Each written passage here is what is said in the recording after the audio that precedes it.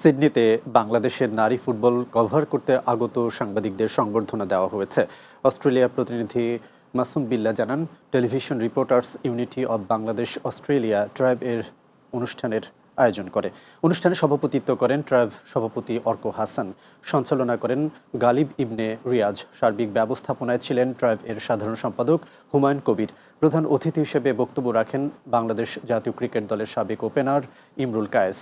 বিশেষ অতিথি হিসেবে বক্তব্য রাখেন সাবেক কাউন্সিলর ও লিবারেল পার্টি ল্যাকেম্বার সভাপতি মোহাম্মদ জামান টিটু, অস্ট্রেলিয়া বিএনপির সাবেক সভাপতি মনিরুল ইসলাম জর্জ, বাংলাদেশ অস্ট্রেলিয়া জার্নালিস্ট অ্যাসোসিয়েশনের সভাপতি মোহাম্মদ আব্দুল মতিন।